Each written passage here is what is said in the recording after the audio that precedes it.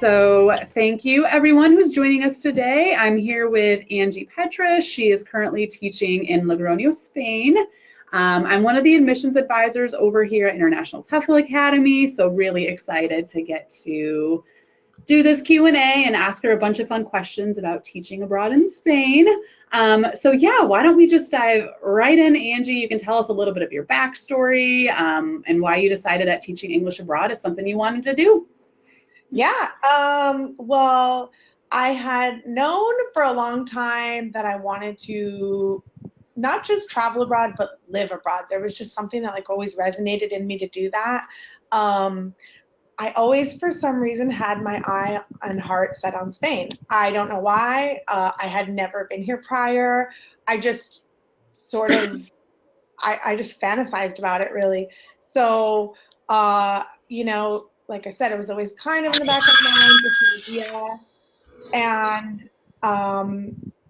one day it just snapped, it just clicked. I mean, so to a point where I was working my butt off. I felt like really I wasn't going forward in my life. I was just kind of stuck.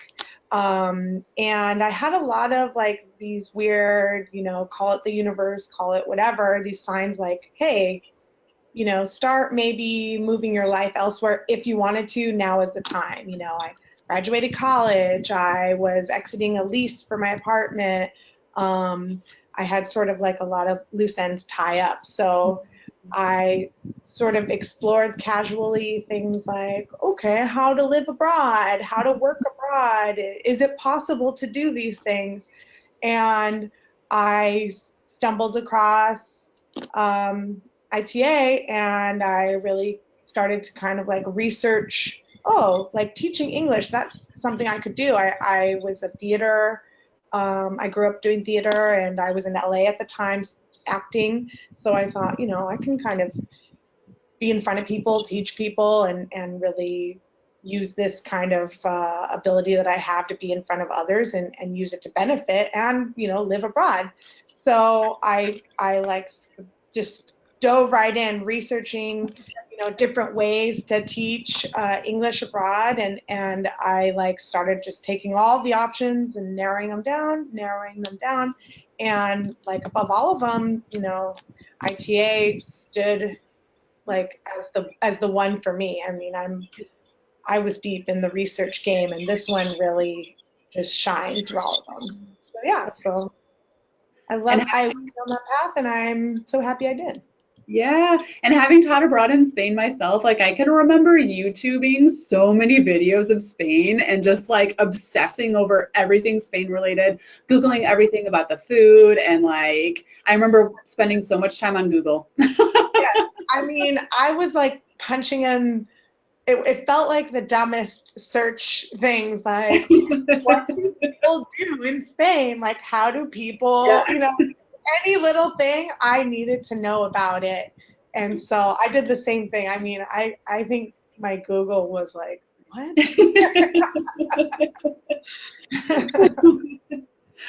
Oh my gosh, that's so funny. And did you have any, what were your concerns before going abroad? Did you have any concerns? I had probably 10 billion concerns. The main one is money. How am I going to live? How am I going to sustain? I have, like I mentioned before, I graduated college recently, so I have these little things called student loans that I have to take care of. I had a lot of worries financially. I thought to myself, well, I'm alone, going to potentially move to another country, time differences, space differences, leaving behind the people that I love. There was a lot of things that I was contemplating, but again, a lot of things were pointing do this. This is the right thing to do. I sort of started just really feeling comfortable the more I researched, the more I spoke to people.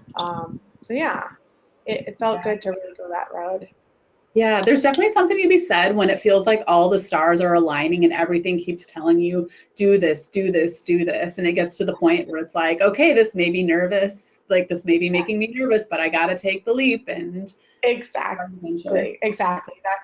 That's the thing, is that as many concerns as I had, it was the just going part that was the biggest one for me. That was like, how do I do that? How do I just go and be there?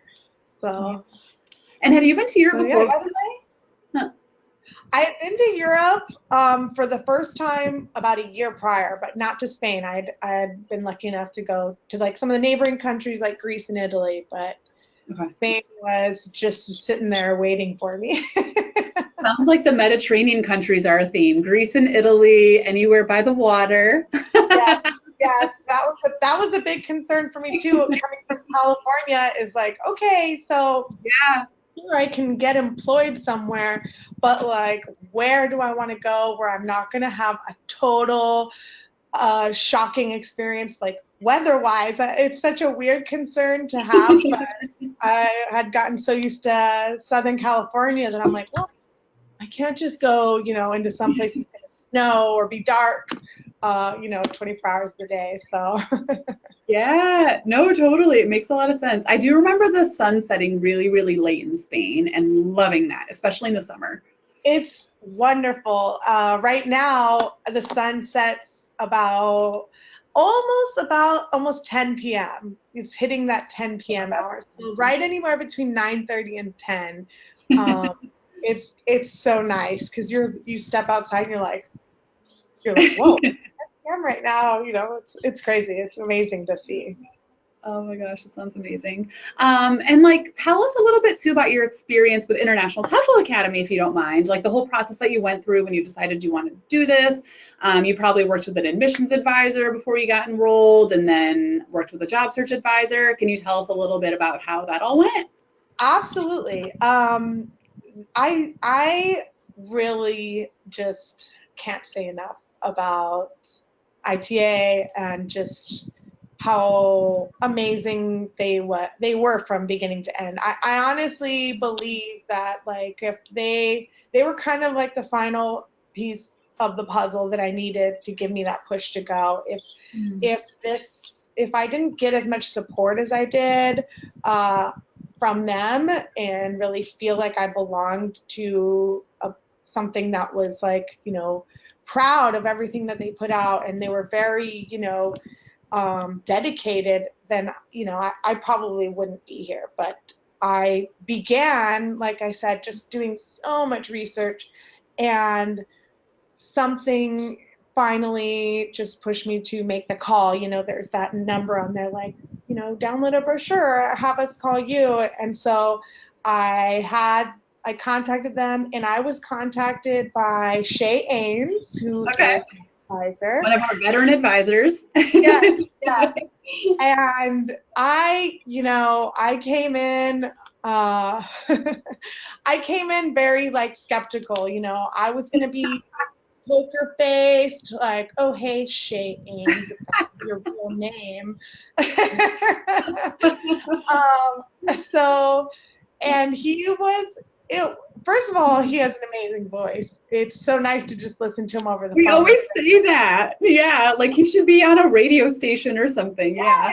Yes, yes. It was not what I expected to hear, first of all, but it was like very calming, and you're just like, oh, okay. So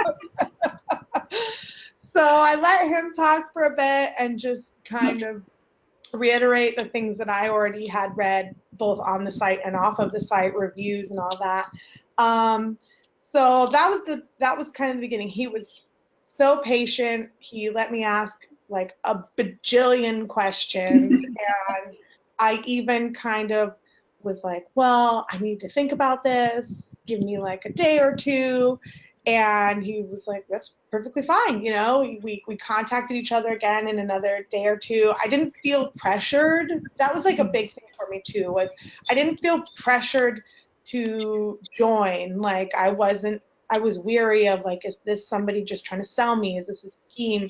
I didn't feel that at all.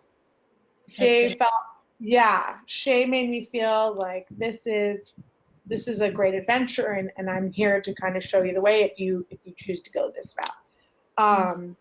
So, you know, I went for it, and when I enrolled, it was very easy. I was able to, you know, another thing again was like finances. I was able to kind of finance it, which was nice too, because if it was something where it's like, we need all this right now, lump sum, it would have been scary for me. They worked with me, and, you know, they were accredited in so many ways. I got to feel like my money was going towards this actual thing, and it wasn't like, who knows where it'll be, and if I need it back, who knows how to get it back. So it was very easy. And then you know, I got all my materials. I started like, I think I started like maybe a week later or 2 weeks later, and it was just so. Go right in. It was so. Yeah, exactly. It was, I didn't, you know, have time to kind of just be like, oh, like I just went for it. And it was good too, because as I started gaining momentum within the courses, I started feeling like, okay, I can do this. I'm not just gonna do this and then forget about my certification and like, you know, be like, oh, well, I'm like, I really want to do this. I felt just supported. Like I said, I felt like this was something that I could really make a reality. That's awesome. So And yeah, yeah, so inspiring. I'm really glad to hear all. I did utilize the job search as well a lot. Those guys too were probably like, okay, like they knew me by name by the time I was done. I just, you know, asked a million questions. So, and they guided me, you know, step by step. They gave me all the resources to make me feel comfortable about coming to Spain. And I know that something that you and I share in common is that we both did the Auxiliares Program in Spain, which is really, really cool. And for those who like haven't heard about this program, it's essentially a government assistantship program where you get placed into public schools throughout Spain. You get a student visa, which is really great since working visas in Spain can be pretty tricky. So yeah, can you tell us a little bit about how through this program you got placed in La Rioja? Like, did you express preference for it? How did that all go? Yes. So I stumbled upon this program through some of the support groups that I had joined. And so somebody had mentioned this Auxiliar program. So I basically, you go online through the government website and you apply. And it's really a great option if you're thinking about Spain, because they basically tell you what they pay. Like, they pay more than a lot of private schools there, and you know, you can go there and always be like a individual tutor, English tutor as well, but this is like, you know, it's guaranteed pay, guaranteed hours of working. Your visa, when you get your student visa or your working visa, whichever you choose, you are only allowed to work about, I want to say 25 hours. And with this Auxiliar program, they tell you you're going to work 12 hours a week, like no more than that, which is like, okay. Yeah. Like, oh no, all right, I guess. So, yeah. You know, it's nice because they lay it out by region, like, this is what you get paid, these are the hours you're going to work. And so you apply, and they kind of put you in this pool, and they keep you notified. When you apply, you pick your 3 regions, your top 3, in order. So my first region was Madrid. My second was Andalusia, and my third was La Rioja. And I chose La Rioja because the only thing I knew other than Madrid and Andalusia was the wine. That's totally what I'm famous for.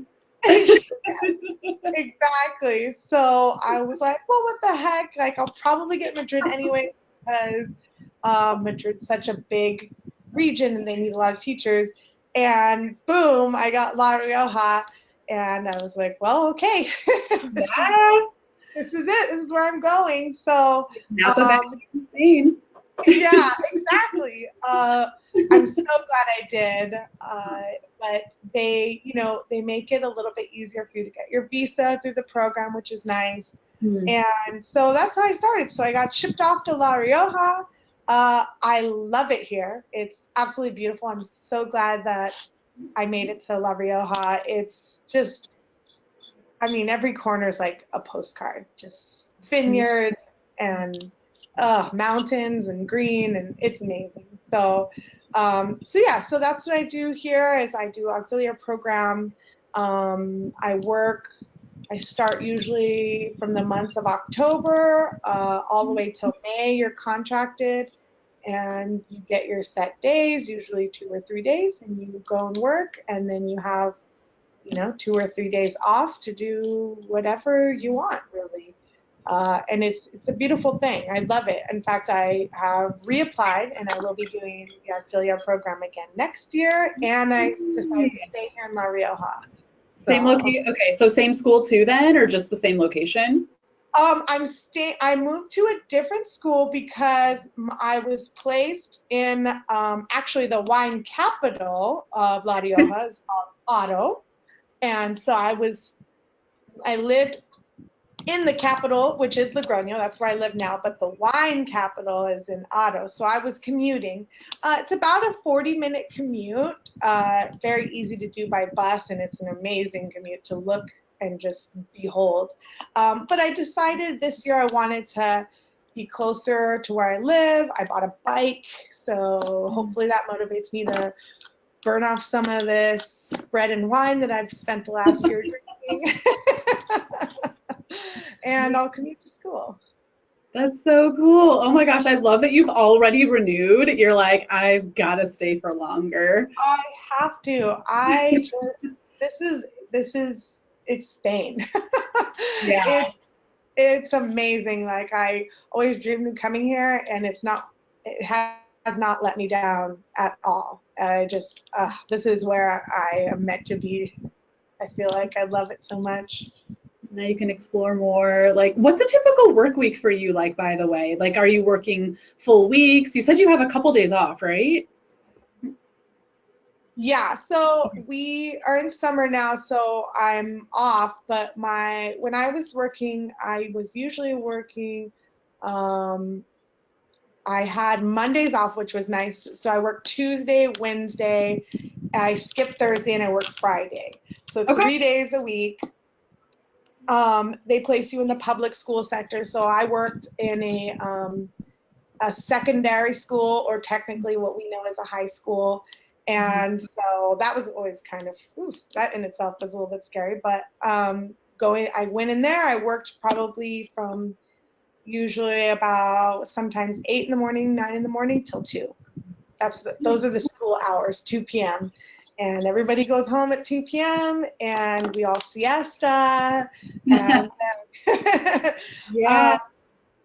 I love siestas. But and so on the side, what I do is I do private English lessons. So then my week would consist of, if I had days off, I would do private English lessons during those days, or after school I would go and I'd give 2 or 3 lessons and make additional income like that. Yeah. So. That to me is my favorite part, because you have that guaranteed stipend with the school, but that's part-time. Like, having to go into work 3 times a week is just so cinchy. I loved that too, because I was the same as you. I private tutored on the side. I know some people even teach English online on the side. So you can actually like live pretty comfortably when you add in that extra income, and then it's not like super rigorous since you're working part-time anyway. Yeah. I think one of my workmates, she was really smart how she did it. So she worked 3.5 days consecutive. It was like Monday, Tuesday, Wednesday, full day, Thursday, half day. And she consolidated all of her private lessons into Monday, Tuesday, Wednesday. So that way, when she left school on Thursday at 11 o'clock in the morning, it was like, bye, I'm done working, and would just go places for the weekend. It's so cool how you do that. Yes, exactly. And I was like doing something similar, like my Monday through Thursday, I did private lessons, and then my Friday I'd be done by 2 after I was off school, and that was like that was my weekend. So I call people back home, and they'd be like, "Oh, you're not working right now?" I'm like, "Oh no, I'm on weekend." Or I call them on Monday because I had the day off, and I'm like, "Oh no, I have the day off. I'm just doing whatever." And they're like, Yeah. "What are you doing?" It's great. The beauty of the Auxiliaire program is that, again, they tell you, you're going to make X, Y, Z. So I make enough, and the cost of living in this small town that I live in, Logron, is so affordable and so low. It's fantastic. I think like rent usually runs people anywhere between 100 to maybe, I think the highest I've heard is like 250 euros a month. Wow. Yeah, it's nothing. You have I think the most expensive thing here is the utilities, because electricity is quite expensive out in Europe. So I pay like anywhere between 50 to 60 euro for utilities. And then really that's it. The rest I kind of have to live to go shopping and spend on whatever I decide to go spend it on. So, and it covers, like, the Auxiliaire program alone, just with those things, cover me like eating, sleeping, and living very well. And then, on the side, I'm making the private lesson money. And, if you're smart about it and you can really travel and afford to travel around and afford to, have like really great life with everything that you do on the side, and not just surviving, but having fun too. Exactly. And do you feel like your TEFL certification too, like you've really gotten to put that to use, that it's come in handy at your day-to-day job? So yes, I feel, here in Spain, they actually don't really require it for the Auxiliaire program, but if I were to work in, like, let's say an academy, they do require it, or a lot of other parts of Europe require it. So a lot of my colleagues that were coming in just kind of blank, so to speak, like a blank canvas, they had a lot more struggles than me.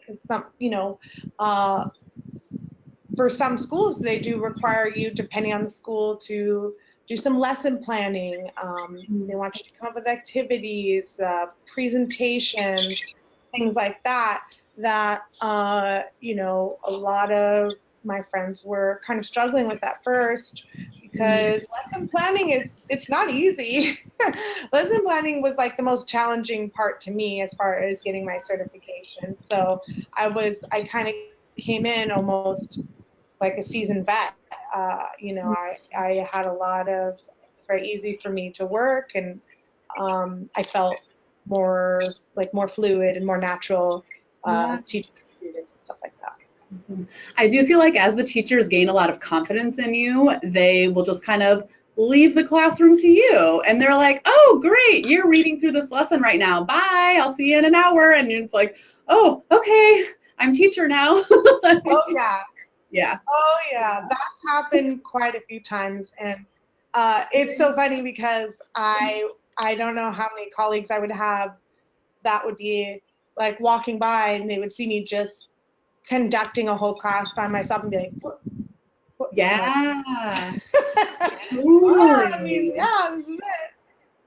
Yeah. It's awesome, It's very nice to, I always love having the ability to take the reins. So I think that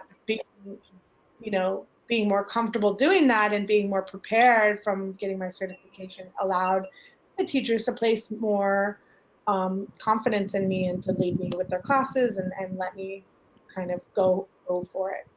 Definitely. I bet it helps you out with your private tutoring too, to be able to like get the more in demand classes that are closer to the city center and easier to access, or like being able to charge a higher hourly rate and all of the good stuff that comes with that.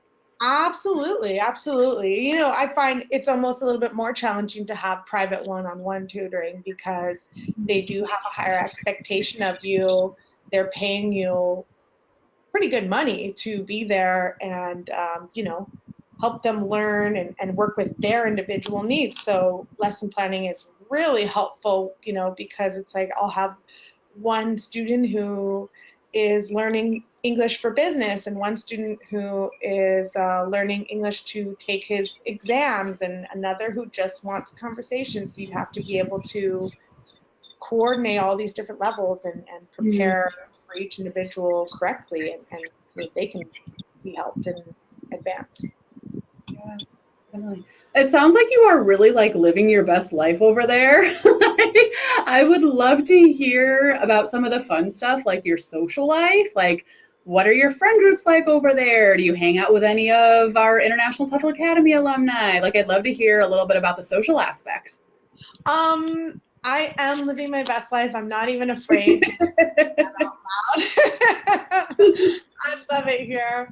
I have quite a you know, so I came here and I was like, I'm gonna learn Spanish. I'm gonna speak nothing but Spanish. I'm gonna have all Spanish friends. That didn't work out as well as I thought it was gonna be. I was able to meet other auxiliares through, again, like Facebook support groups and what have you. And we had a rather large group of probably about 10 solid people from Ireland, from the US, who all bonded like that. So we all tried to take in the Spanish culture while all speaking English, which isn't the best as far as my Spanish goes, but it was great. The social life here is insane. Like the Spanish are on another level of just being social and going out. Like, I mean, you know, for them, dinner time is at like 9:30, 10.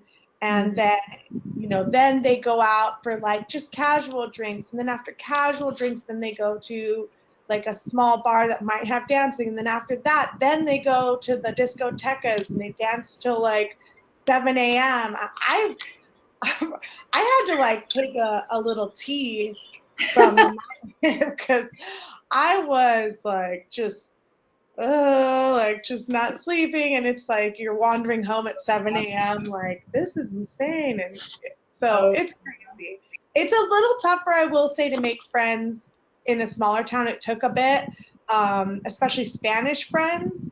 I think in these smaller towns, like, you know, a lot of people have grown up together, and, you know, they don't speak a lot of English here. So to find Spanish people who are like, oh, let's adopt this American who we can like have a lot of trouble communicating with.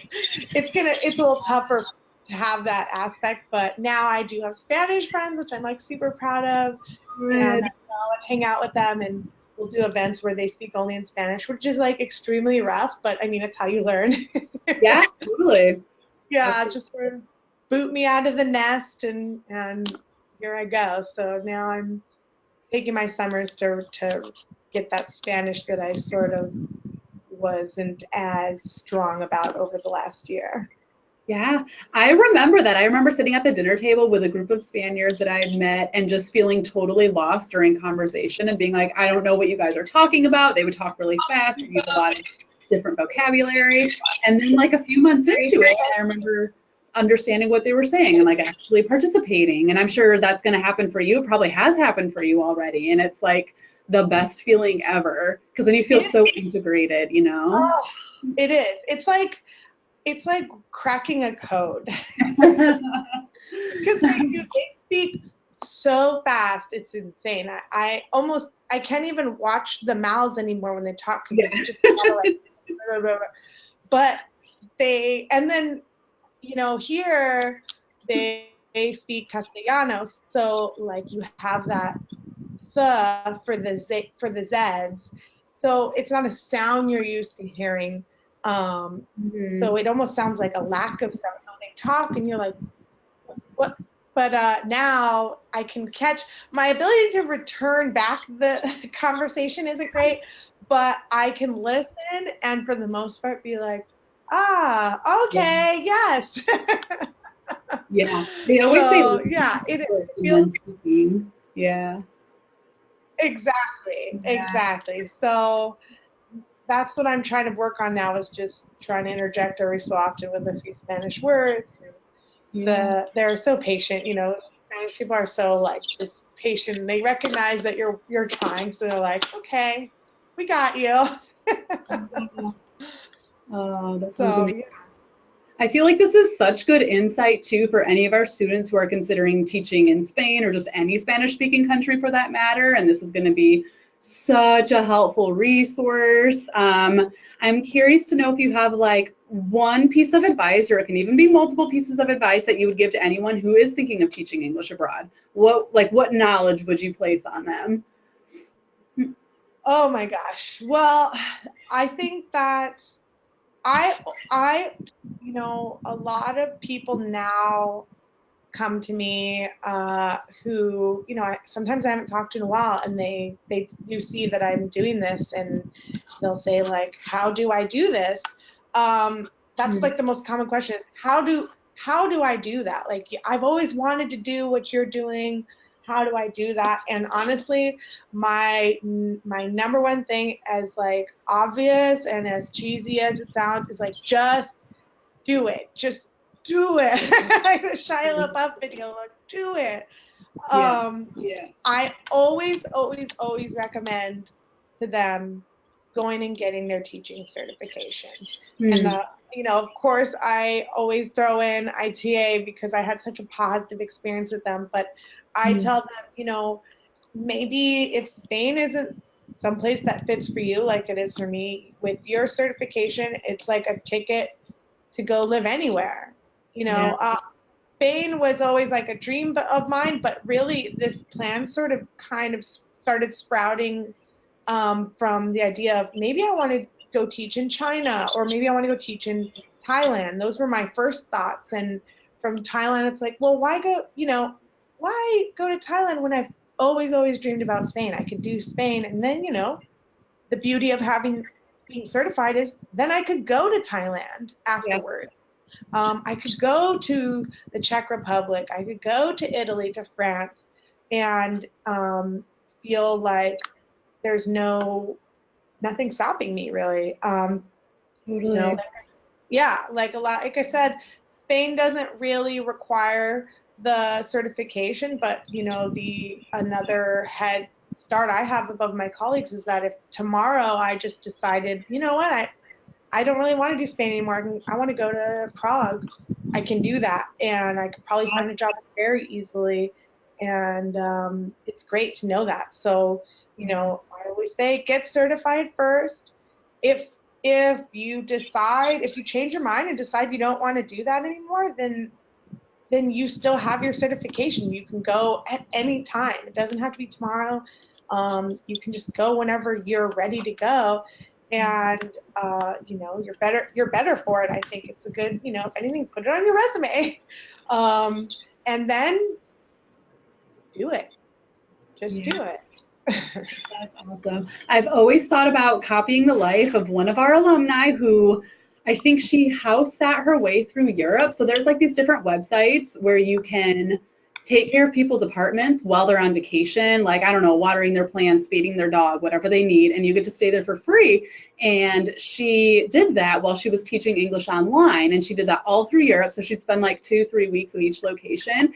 And I was like, that is such a smart idea because you get to see a ton of places. You're not paying for housing. It's just crazy how many ways you can, you know, go about this. It's really cool. It really is. It's amazing. And I have heard of people doing that. I have thought about that too, where I'm like, wow, that is something. That's always sitting there like, maybe I could do that. But I think the beauty of just going is that, like, you're not really pigeonholed to one thing, but you don't realize that just being so far away and looking at it through a computer screen, or you know what I mean, just hearing about it, you have to be there to realize there are so many opportunities to live and work anywhere. You just have to go there and see for yourself, you know, get there first. You know, getting certified is your ticket to get there, and then once you get there, you'll see that there are so many options. You don't even have to really end up teaching English. You could, like you said, house sit, you could au pair, but you know, once you're there, you'll realize that there are really a lot of options for you to make a living doing. which we love. Totally. Oh, that's awesome. Well, thank you so much for like sharing all of your insight. It's always so great for our own students to get to hear like the perspective of people who are on the ground and doing this. So I know it's going to be such a great resource. Thank you everybody too who's been watching and tuning in. I do want to make sure all of our students know that we have advisors to help out with questions, whether it's teaching in Spain or teaching in another country. So definitely reach out to us. As you were mentioning about your advisor, Shay, we have so many people who've taught abroad and are excited to advise you guys on doing this. So reach out to us. Hit up our alumni networks too. We have country-specific Facebook groups that are a great way to meet other people who are abroad.